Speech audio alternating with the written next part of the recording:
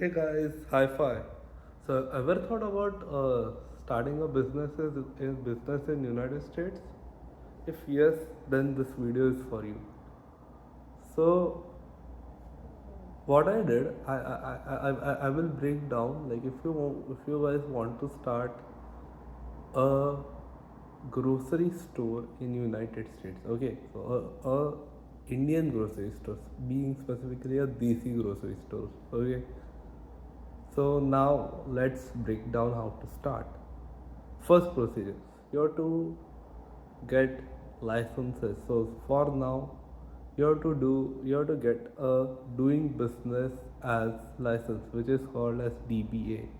So first of all, you have to get a DBA. It would cost you around $17 or $20 depending upon the county which you are in.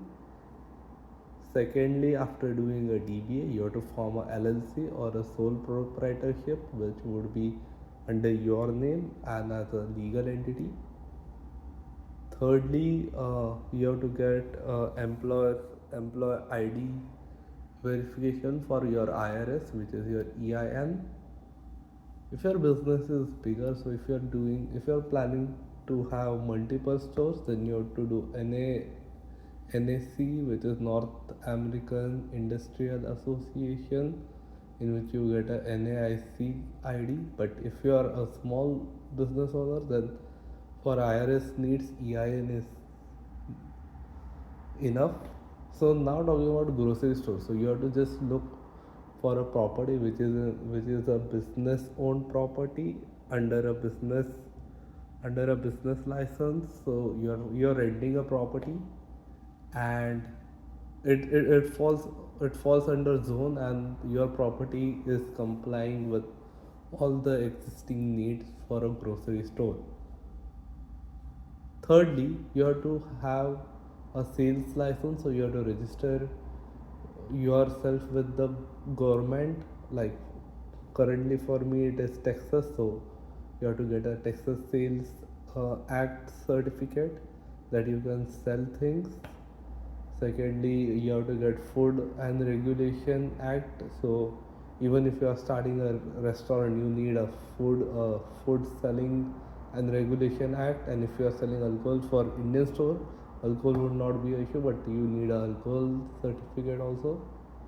After these things, let's break down. So if you are renting a property, a rental in an area like this, if you're and considering the stores, the smallest size of a store would be around 5,000 square feet, and maximum it can go anything, but the smallest could be 4 to 5,000, right? So for that unit you will be easily looking for a rent in Houston, and where I am living, around 60 to 100K per month.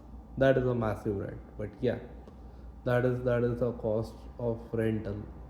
The area where I live, you can get it cheaper if you move outside the city, but I live in a downtown kind of area, so yeah, it makes sense for me here.